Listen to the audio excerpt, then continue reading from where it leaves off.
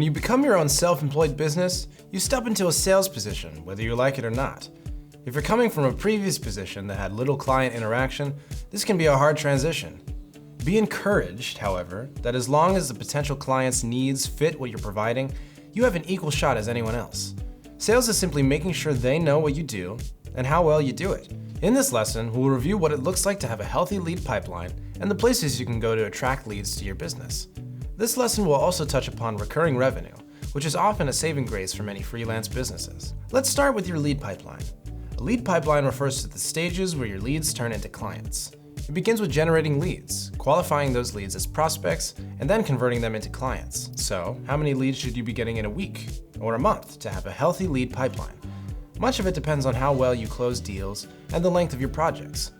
To know how many leads you need in your pipeline a month, you need to evaluate your conversion rate. For every 10 clients that you send proposals to, how many can convert into clients? If you hover around 50%, then you can estimate that about half the leads that come into your lead pipeline will close. If you can only work on 2 projects a month, then you want at least 4 leads coming into your lead pipeline a month. Now, the most frequently asked question that follows is, where can I find leads? There are numerous freelancing job board sites, like Indeed, LinkedIn, FlexJobs, and others. These allow you to create a profile or search open positions for part-time freelancing work.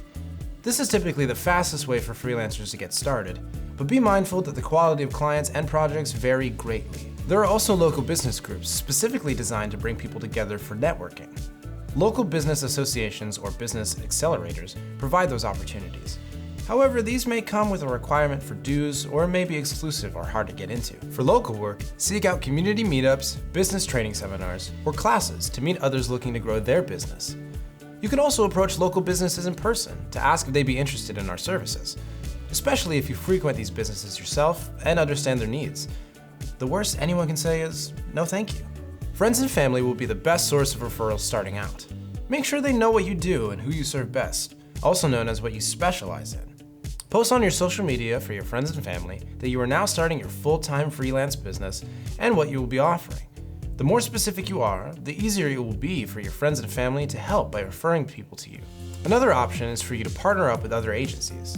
There are a variety of options here. If you have colleagues that only specialize in doing design and you only do development, you can share projects. Sometimes agencies are looking for subcontractors to white label their services. Subcontracting can be a quick solution for revenue. However, don't let it take away from your efforts to build the list of your own clients. In all these efforts to find leads, remember that having a target audience or a niche is the best way to determine where those leads live online. It also helps in the conversation about what makes you different. Potential clients looking for specific services will feel more confident if you specialize in their exact needs.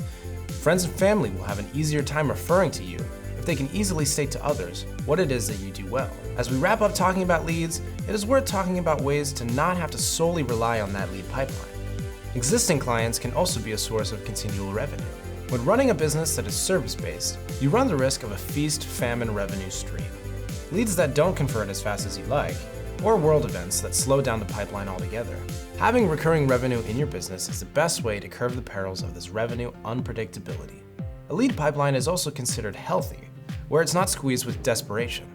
Create recurring revenue productized services for your existing clients to ease the need to rely solely on that pipeline. Website care plans, hosting, social media management, ongoing SEO services, running ads for clients monthly, or content creation are all ways to provide services on a monthly basis for predictable revenue. As you create these, be specific about the scope of the work, noting they are not customizable, but have repeatable processes for all your clients. This will keep them profitable and running smoothly. Every lead that comes into your pipeline is a potential project client, but even more so, a potential recurring revenue client. As you grow your business, think long-term as you build your list of clients. Eventually, you won't need to rely so heavily on your lead pipeline as you get better at converting.